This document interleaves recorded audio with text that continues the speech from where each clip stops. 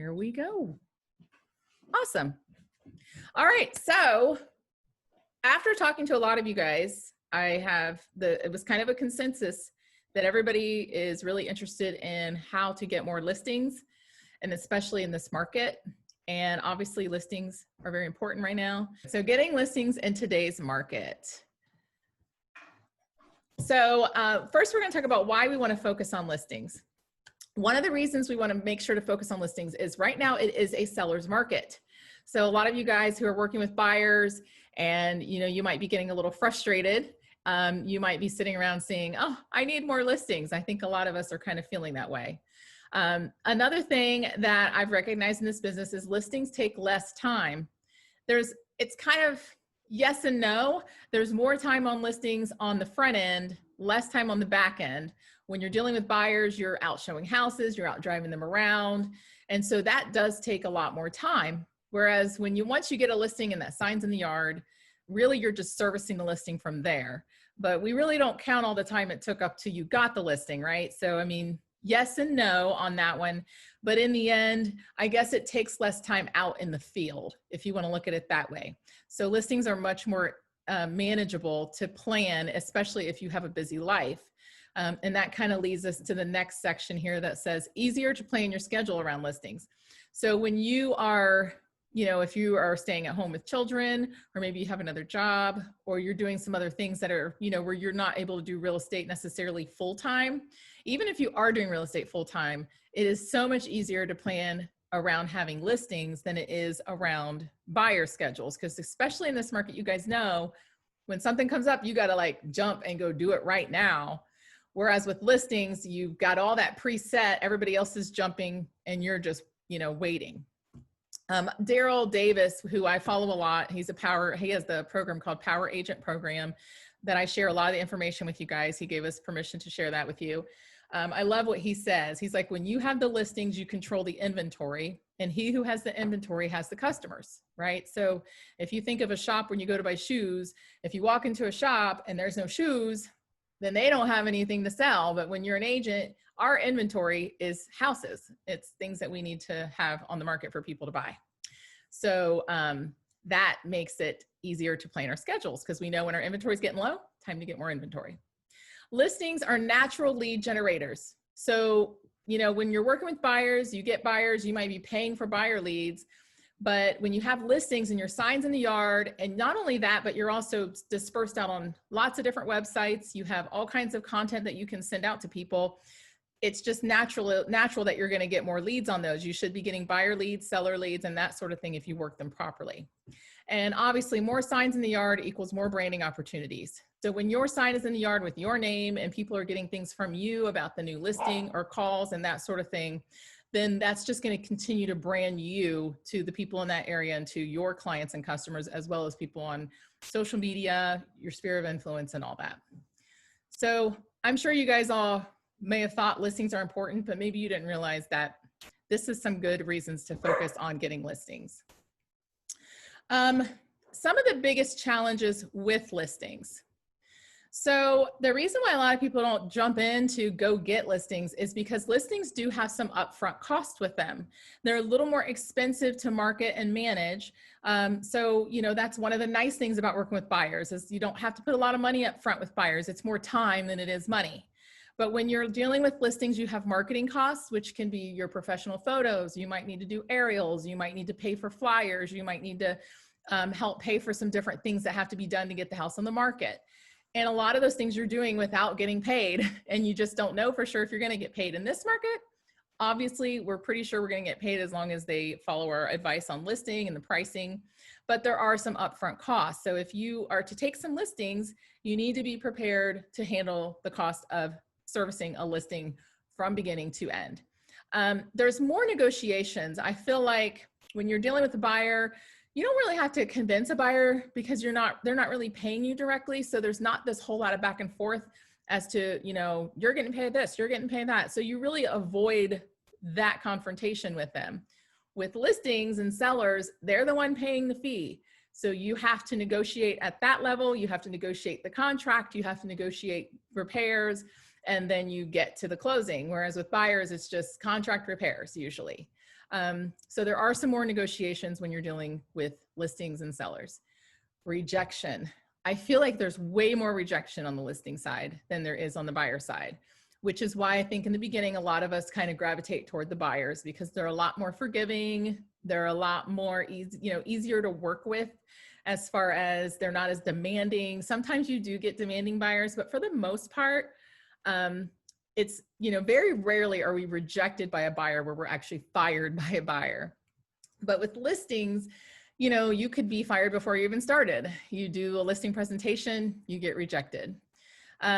Also, another challenge I think people think of with listings is it requires marketing systems. So a lot of agents are great at talking to people. We're great at, getting people interested in buying a home. But when it comes to like systems and like things that work behind the scenes, we're just not so good at that. Now there are tons of tools out there. We're going to talk about a couple things like that today, but you got to have some kind of system. I don't care if it's written on a piece of paper or in an Excel spreadsheet, but you got to have some kind of system. You got to know how you're going to service the listing. You've got to have some checklists and things like that in place, which we do have some of those for you. But you may want to tweak it and make it your own. And then obviously with listings right now, you guys, there's a lot of competition. I mean, we've gotten rejected on listings more this year than we have our whole entire career. And it's been difficult because there's just so much. I mean, sellers almost think that they can just do everything themselves, or they're getting approached before they list with really good prices to sell, to cut out the agent. There's a lot of stuff happening. You're not only competing with other agents, you're competing with just in general, everything else out there. So that's probably what I would say are the biggest challenges with listings. Maybe you guys think of anything else, go ahead and just throw it in the chat and let me know. So we talked a little bit about the upfront cost. So obviously we need to you need to answer this question because it's your budget, it's your money. What's your budget? So this is something you need to think about. Because you really, before we go into how to get listings, these are kind of the prerequisites that you have to kind of go through in your brain, because it's really easy in our industry to see something and say, I'm just going to do that. And you just hop on that train and it's the shiny new object that came out last week. And you're thinking, this is the answer to all my problems. All they want is $500 a month. I'm going after it. And next thing you know, you're 6 months from now and you realize that was a waste of money. Or, you try something for a little while, it doesn't work. You try something else for a little while, it doesn't work. You try something else for a little while, it doesn't work. That doesn't work either. So what you guys need to make sure you do is take the time to really think out, how much am I going to spend, and be prepared to spend that for at least 6 months. So I say 6 months to a year with listings because you're creating kind of a machine, right? So you need to think really about what your budget is. So you need to find an amount that you feel comfortable spending over a period of time. Also, don't forget to talk to your vendor partners to come up with a plan. Title companies and lenders love to help real estate agents. And they love to help us financially when they can. As long as you follow the RESPA guidelines, which most title companies and lenders are very familiar with, then you can bring them on board to help you with things. They can help with cost of mailing. They can help with cost of printing. There are certain rules that are required with that they'll help you take care of. Many times, I know there are title companies, I know the two that we work with a lot, Landsell and Chicago Title, they both provide marketing materials for you. You can even tell them what you want, how you want it. You can send them a picture of what you want. They will make sure it's compliant. And then they also offer you a very large discount on having those professionally printed. So there's all kinds of what I would call low cost options out there. You do not have to go to even a Vistaprint and have them print everything and do that, because you have local partners here who want to do that for you. So make sure you're aware of all those options. And that's something, if you're not aware, just talk to me and I'll help you get connected with somebody. And then plan to execute that plan for a minimum of 6 months. How much are you going to invest of your time is the next question. And then after this one, I think we'll take just a real quick moment to answer any questions you have so far. But you want to make a realistic plan of your time. Again, this is going to be something it's going to become a habit in your business that you do all the time.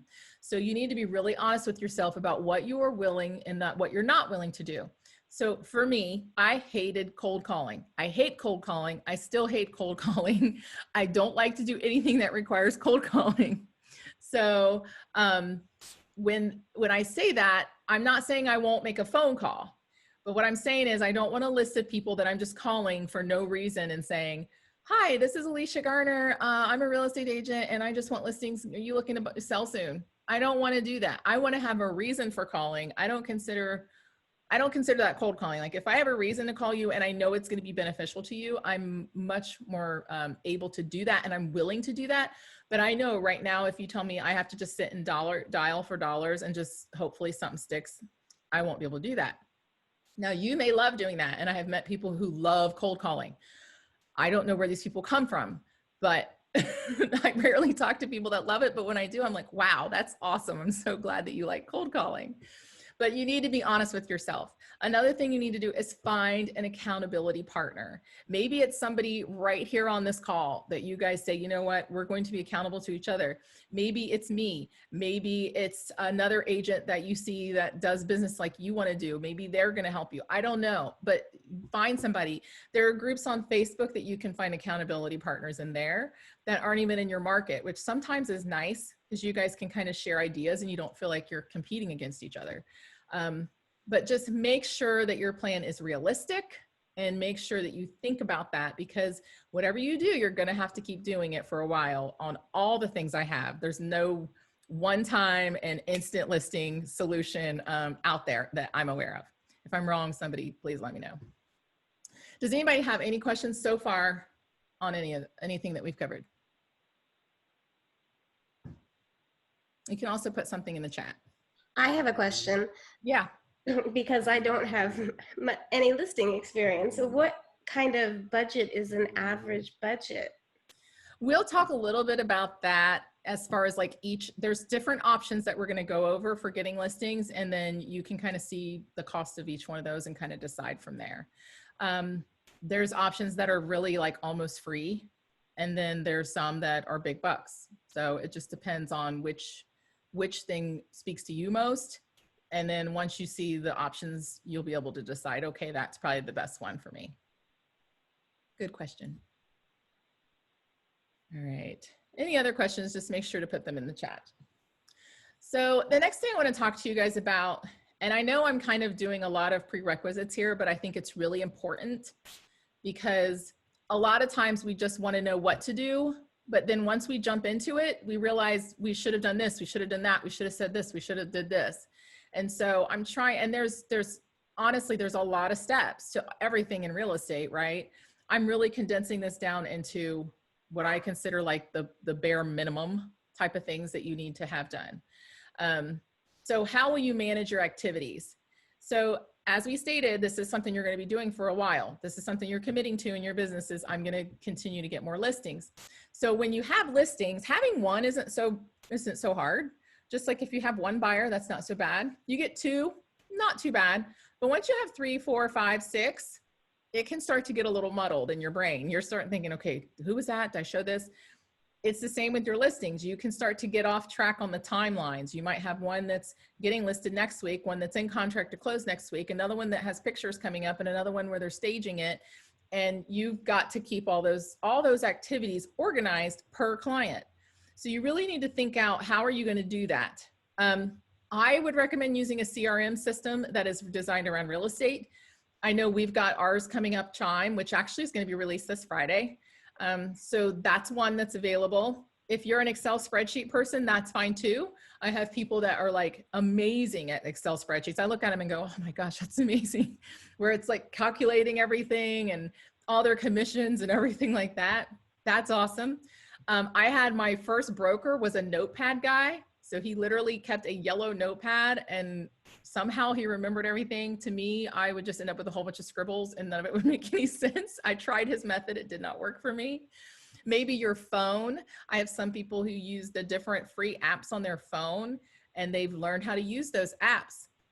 What I'm saying is find what works for you, but you have to have something. I know Debbie I don't know if Debbie's on here. Nope, it's her anniversary tonight. That's right. I don't know if she's going to make it. But Debbie uses a system where she has like a binder, and each client has their section with folders, and she's a paper person. So she's very organized. She's got everything in there. That's her system. So just think about now, okay, whatever I'm doing, I need to document what I'm doing. I need to know what's coming next, and I need to know what I've already done. So if you've got something that does that, wonderful. The reason why I gravitate toward a CRM is because I like having one place that tracks my emails, tracks my text messages, tracks everything that I've kind of done. So if I need something, I can go back in one place and pull any of that. So that'll be something that if you guys need one, or you might have one, there's tons of them out there. So, you know, ours is not the only one that's going to be available. You'll be able to go anywhere that you want and get whatever you want. So let's get into the nitty gritty. Ways to get listings to find your niche. So these are just some different ways that you can generate listings. I'm sure that this is not a full list of everything that you could possibly do, but these are what I consider the top ones that people use. So one, you could pay for seller leads, and we're going to go by each one of these individually. So you could pay for seller leads, you can farm an area, you can create seller leads yourself instead of paying for them. You can work for sale by owners, expireds, you got your sphere of influence, that's people that you personally know, like that's people like your friends, your family, old high school buddies, your accountant, all these people that you do business with and talk to every day. We got past clients and current clients that we can talk to, absentee and inherited property owners, REOs, and then pre-foreclosures. So this is just kind of a big exhaustive list of different ways that you can do. I'm going to go through each one, kind of break it down for you guys and show you what you can do. So paying for seller leads. I want you guys to know, first of all, what a lead is. I feel like there's this misconception out there about what an internet lead is. And I talk to some people and they'll tell me I'm getting bad leads. And I say, well, what do you mean bad leads? And they say, well, they're not really ready to buy. Okay, that's not a bad lead. A bad lead in the internet world is a person that fills out a lead form that does not give you correct information. So a lead is simply a name, an email, and potentially a good phone number. That's really all a lead is, guys. If you are getting a lead from somebody and they're filling out a form, essentially the only thing that differentiates them from a seller or a buyer is whatever form they filled out to get that lead to drop into your inbox.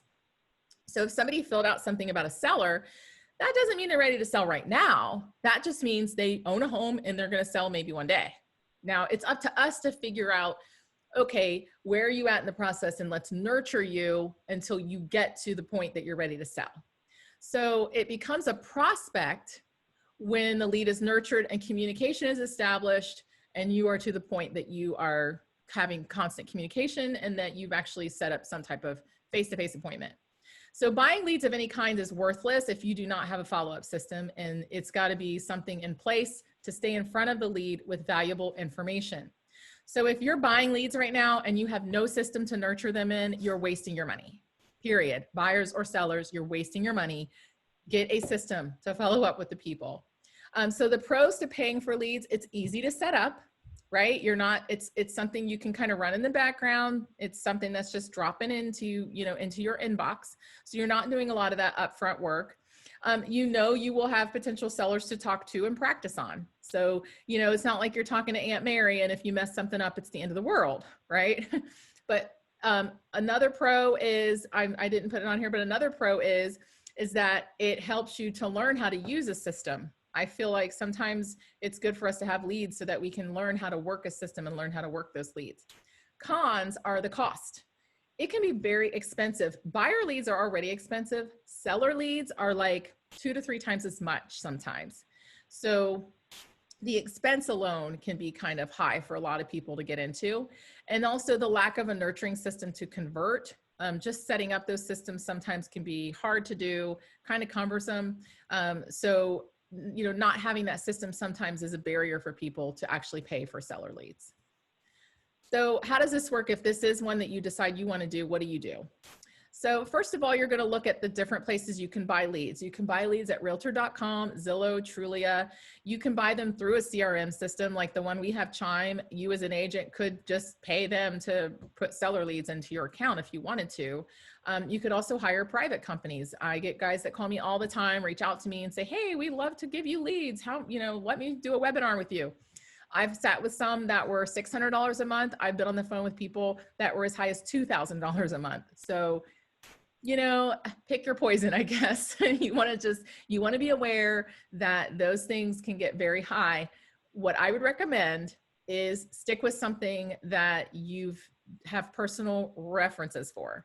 So talk to different agents, talk to people, get into some of the Facebook groups and ask people about leads. Better yet, you don't even have to ask anything. Just search the search bar and you'll probably find more than you ever wanted to know about leads. Especially if you follow or in the group Lab Coat Agents, that's one I would recommend. You can get in there, you can search in the group and find all kinds of information. But these are basically the things that you would do. Some of the systems that you find, they may come with their own CRM system attached to them, kind of like those of you who are trying out the big purple dot. They have their own system that follows up with people. So just something to keep in mind if you want to pay for seller leads. The next way that you can get leads is to farm an area or farming an area. So farming is one of the oldest ways to generate listings, and it does work if you work it.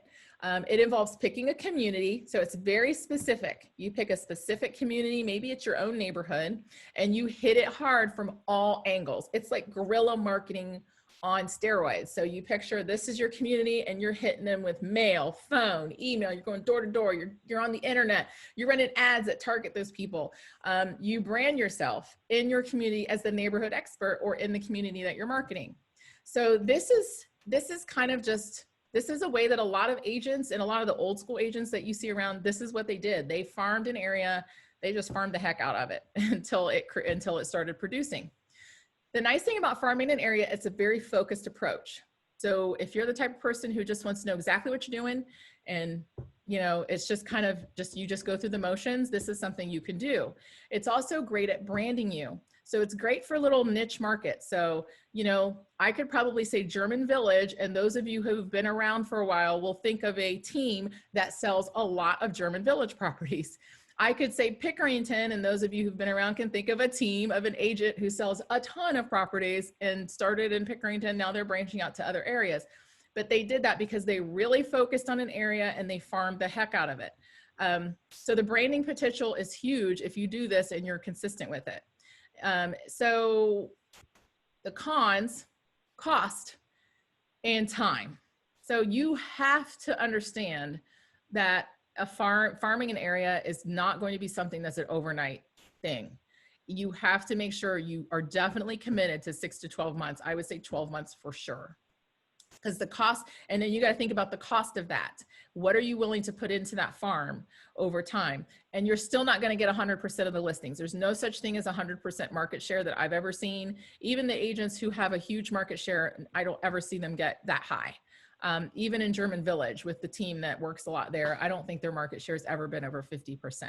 So you can farm an area, but just, you want to make sure the farm you're picking has enough in it that it's going to provide for you, right? You don't want to farm an area that's dry, overworked, or dominated by another agent. You really want to be smart about picking the area that you're going to farm, just like you would pick, an area that you were going to really farm. Like you wouldn't go pick rocky area to put corn in, right?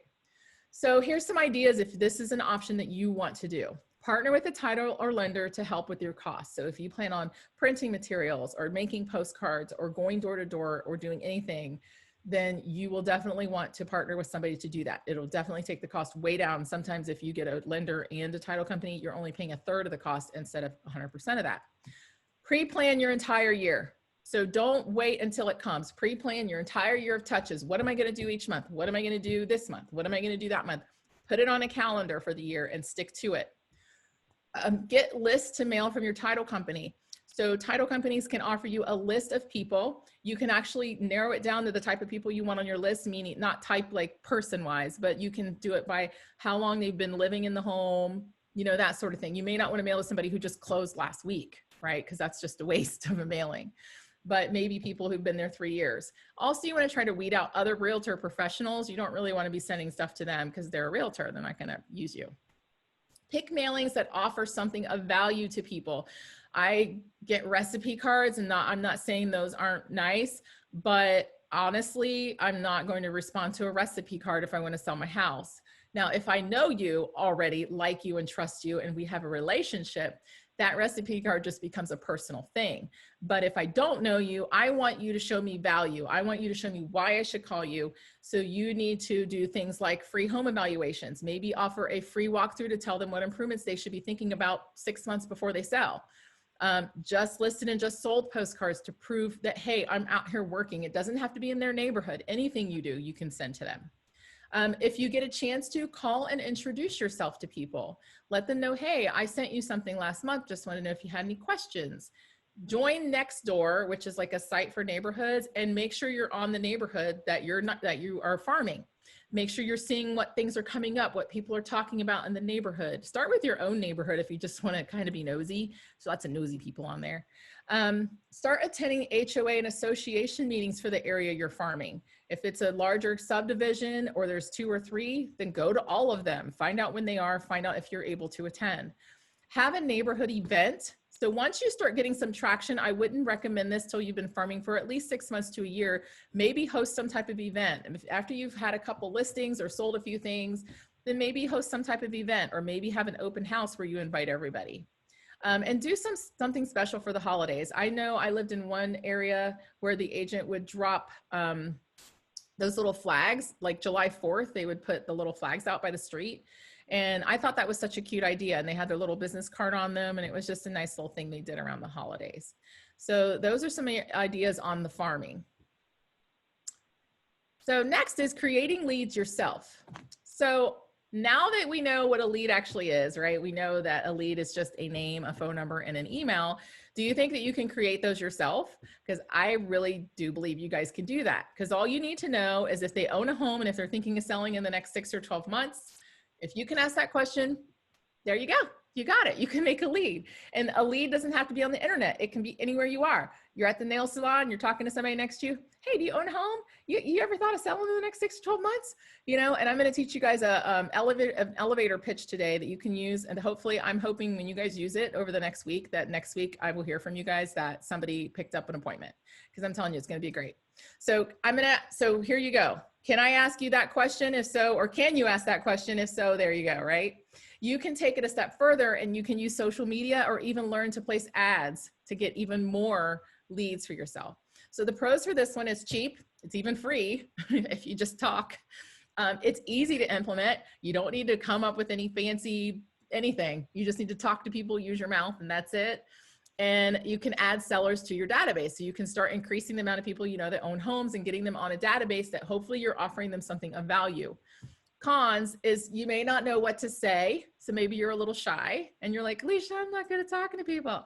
Well, you need to get better at that. So this is a great time to practice. And maybe you don't meet many people or know many people to talk to. Well, if that's the case, then you got to up your game. Do what you can to get in different hobbies and groups to try to talk to people. I always think that's a good thing anyways, no matter if you're trying to get seller leads or not. So here's my elevator pitch. You meet somebody in person. You're like, you're kind of, I'm a chatty person. So I was in line actually the other day. I wish I would have thought about doing this at TJ Maxx or Marshall's. And there was a lady in line and we were just talking about the masks. So she was like, so hot. And I'm just talking with her. Well, she was talking about vacation. We were talking about this. It would have been so easy for me to say this. Like, I know this may be off the wall, but I just figured I would ask you, do you know anyone that may be interested in selling if they could get their dream price and sell their home as is? Because our office has like over hundreds of buyers that are looking for houses and we just can't find any, right? Or flip it. Sometimes if you want people to ask you what you do, you ask them what they do. So what do you do? Or, you're here at Marshall's at noon, are you on lunch break? And they'll say what they do. And then they'll say, what do you do? You're here too. Oh, I'm a real estate agent. You know what? I just heard today our office has hundreds of buyers that are looking.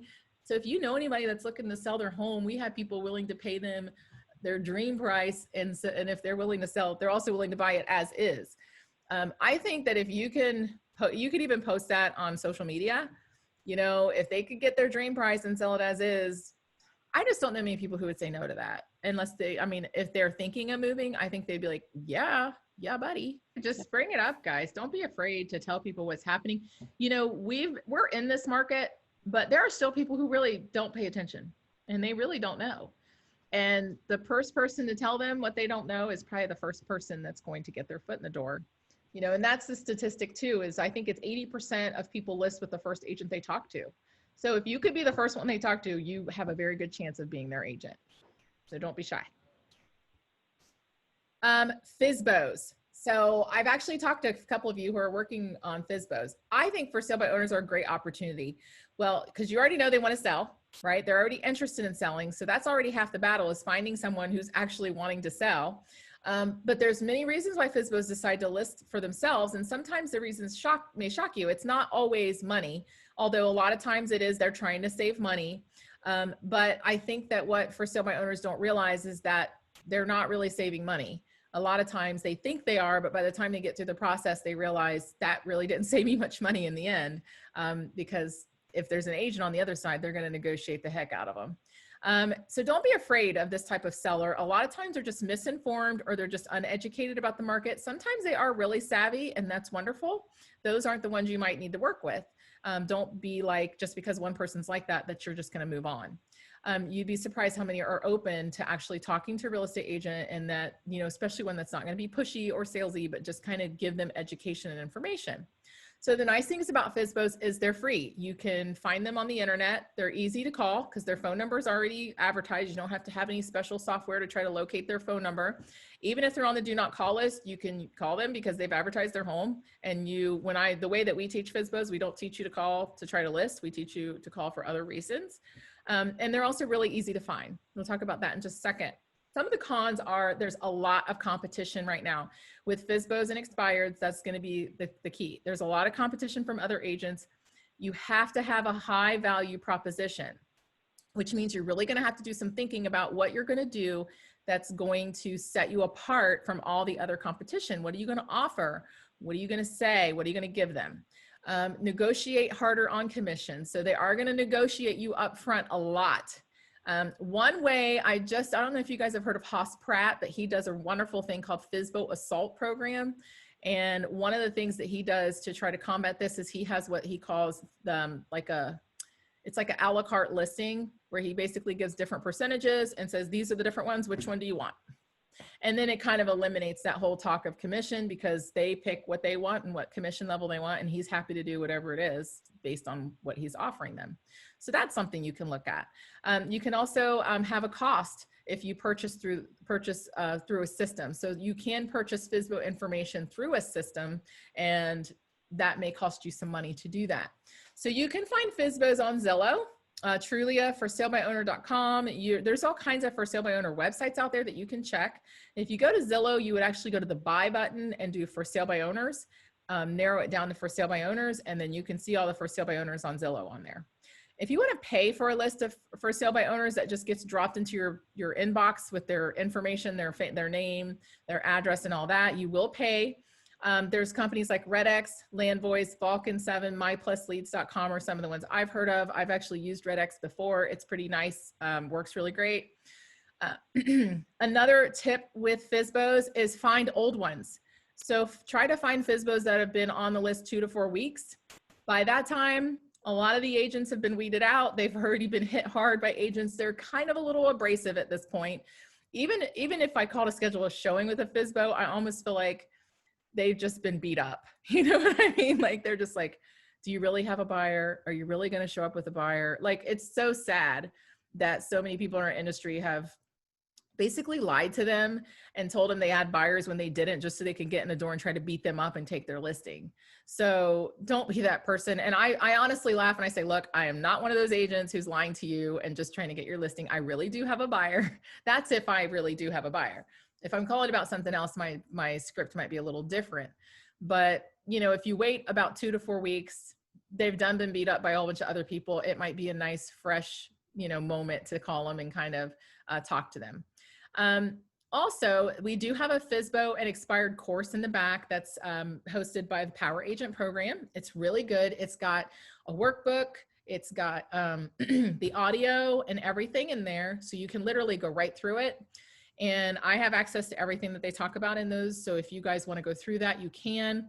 Daryl offers a free 30 days for REDX through a special link. So if that's something that you're really serious about, I would recommend going through his paces of his program and going through that. He actually gives you scripts and everything. So no, there's no need to even have to, you just have to create a couple things and you're good to go. Expired. So expireds are pretty much the same. Expireds were my favorite ones to do. Because these people want to sell. They already hired an agent. So you know that they don't mind paying a commission. The agent just didn't do a good job and for whatever reason didn't get it sold. All you need to do with expires is show them how you will get it done for them. And many times it's as simple as going over like a new pricing strategy. And notice I did not say a reduction, which is most of the times why expires didn't sell is usually it's either price or condition. Those are usually the main reasons, or location. You know, if they're next door to like, I don't know, something you don't want to be next door to, then that obviously is an issue because you can't pick the house up and move it, but you can price it in order to compensate for where it's located. Sometimes it's as easy as like switching out the photos or staging, or maybe the first agent was just too shy or scared to tell them the truth. And they just needed to tell them, look, your decor is horrible and you need to paint the walls. And people, just some people are scared to tell people the truth when it comes to that stuff. They just don't tell them. So you can come in and just save the day.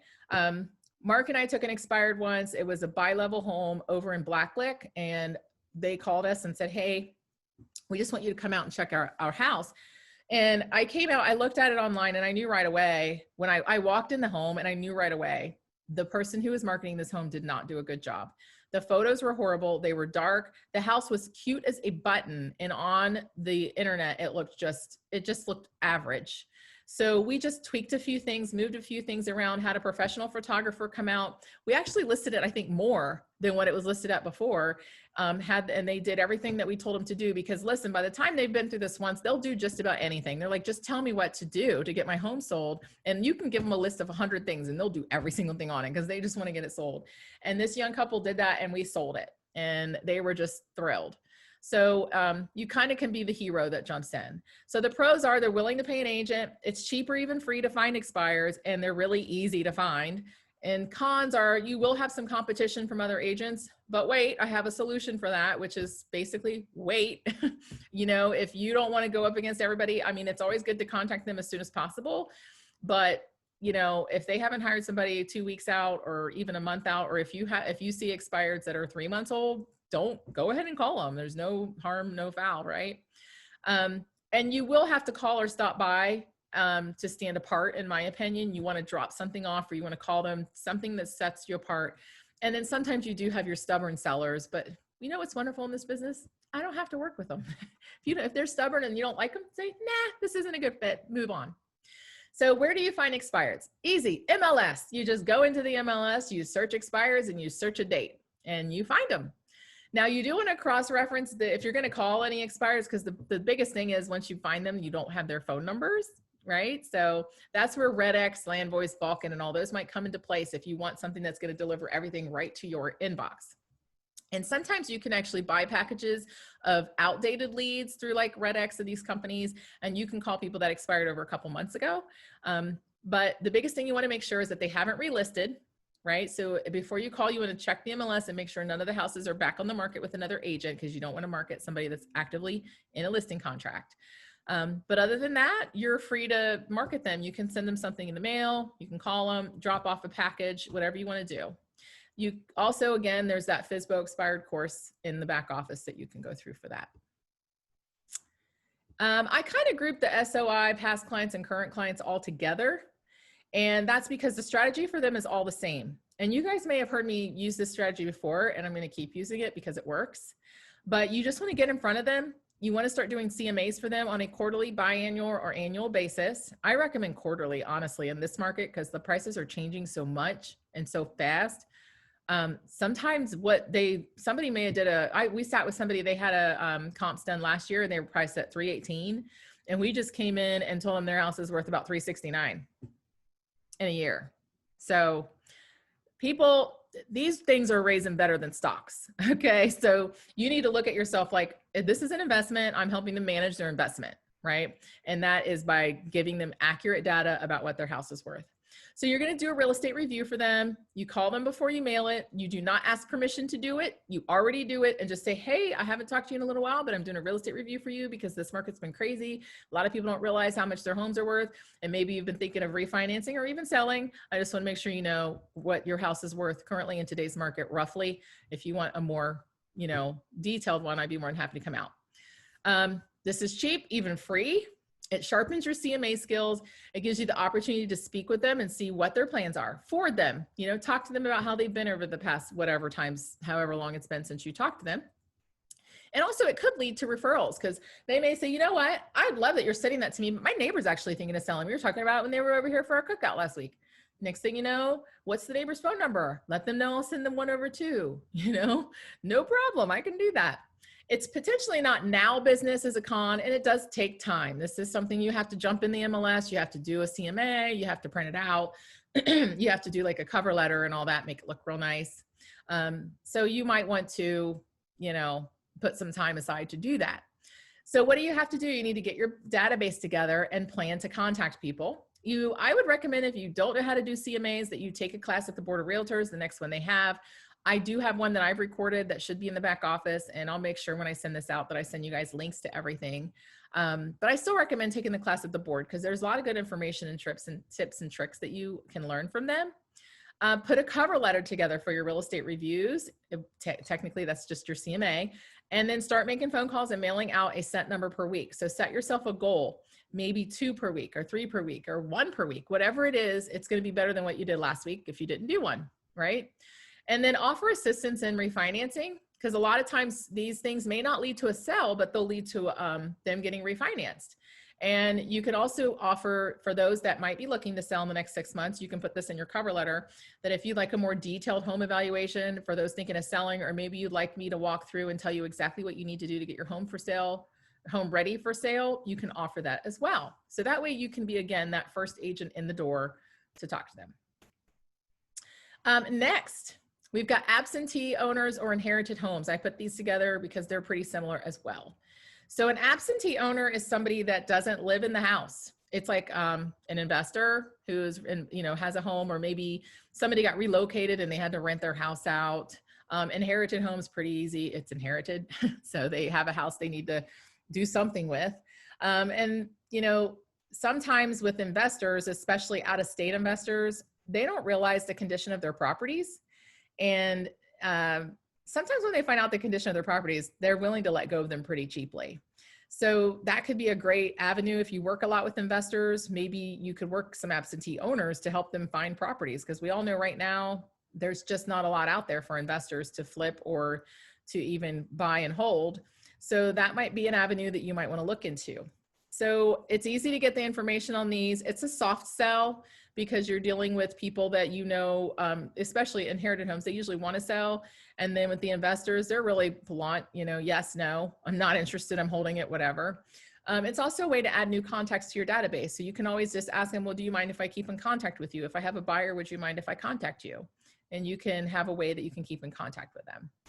The cons is, again, it's potentially not now business. This is something you're kind of building a pipeline of people. The cost can be high. If you want to buy a list of absentee owners, the cost, you're gonna have to pay for that. I think they're a couple $100, some of them. You are cold calling on this one. You are gonna have to call people cold and talk to them. And then inherited property, sometimes guys, there is drama when you're dealing with the inherited properties. Can I get an amen if anybody ever done one? It's very rarely that there's just one family member involved. So you just have to be the kind of person who can deal with drama and keep everybody, on the same page, so to speak. So what can you do to get some of this information? You can talk to your title company to see if they can help you. I know LandSell used to have access to Land Voice, I think is what it was. So sometimes they can get you lists and things like that.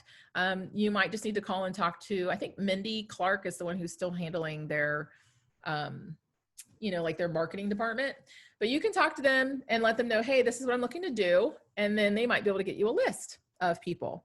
You can pay for absentee owners list that by looking at, I put properties for rent, but that's actually, you're not having to pay for those technically.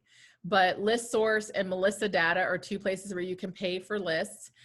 Properties for rent is a source where you can get people that are, renting their properties. So maybe you go on a website where they're renting houses or renting places, and you can see if you can contact them and say, look, I see you have this place for rent. Just curious, have you thought about selling? Or are you open to selling? And they'll just tell you yes or no. I mean, it's pretty easy to do. I think investors are less intimidating because they're kind of opportunist. So they understand and appreciate when you call for opportunities, because that's kind of their mindset, so they're entrepreneurial at heart. So I feel like they appreciate when we step out and do things like that. The auditor site. So say that you are selling a home or you're in a neighborhood and you see a house that's just sitting vacant. You can go to the auditor site and try to see what's going on with that house. Maybe you might want to try to list that home, or maybe it's like the worst house on the block and you think that could be a good opportunity for somebody.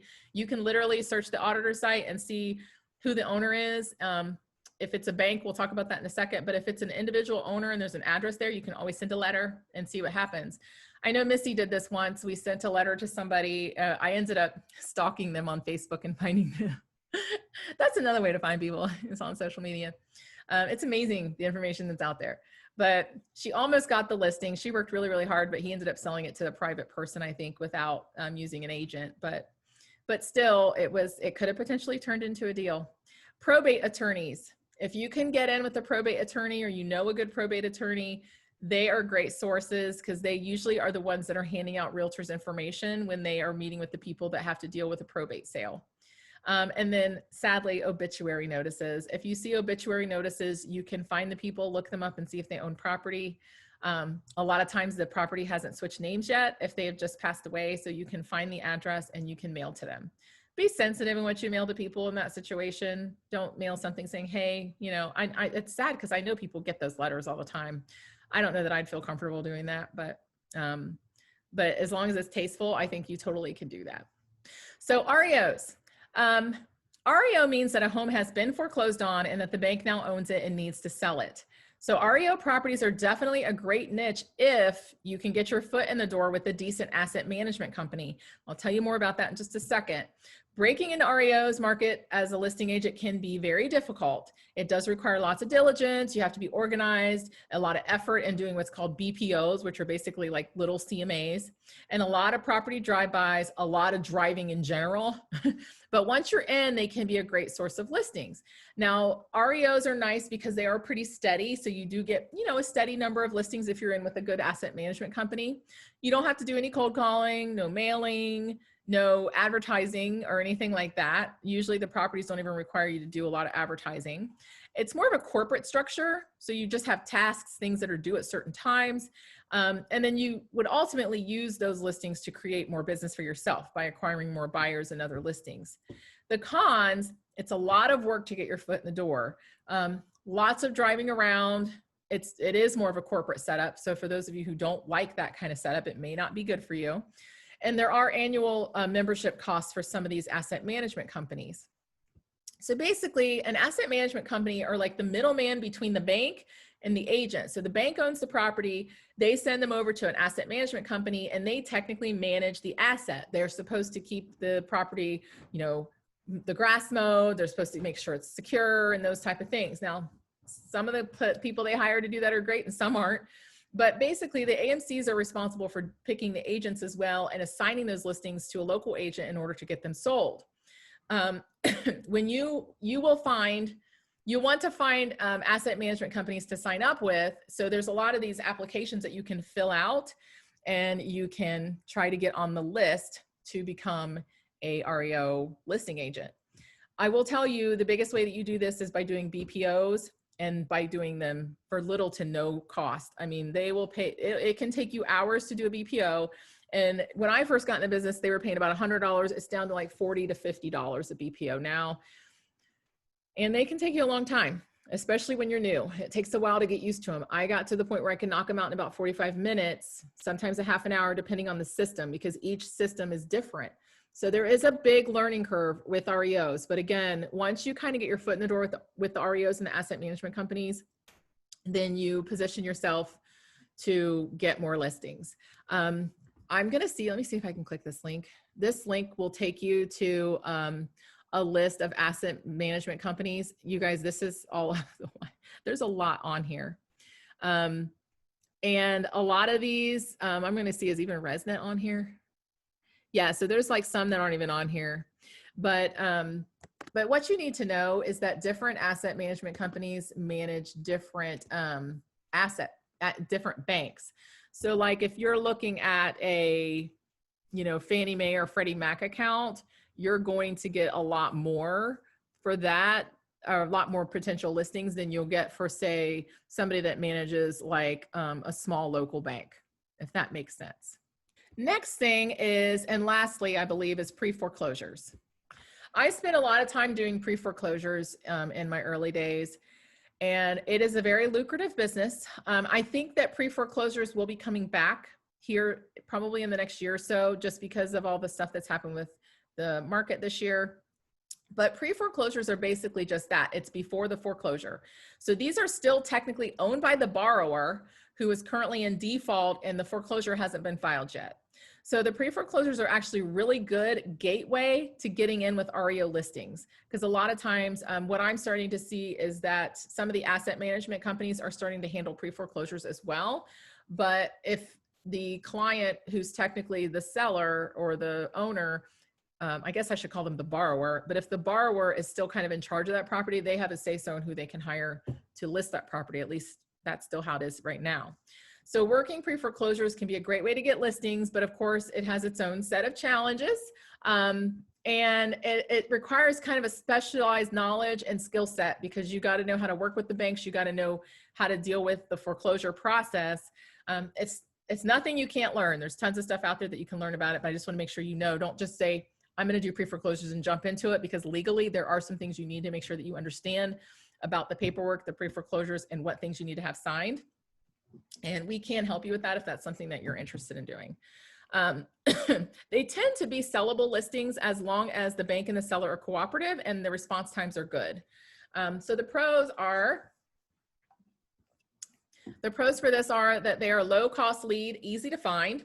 You don't have to cold call, and there's a low rejection rate. The cons are you do have a cost to mail postcards or letters to these people.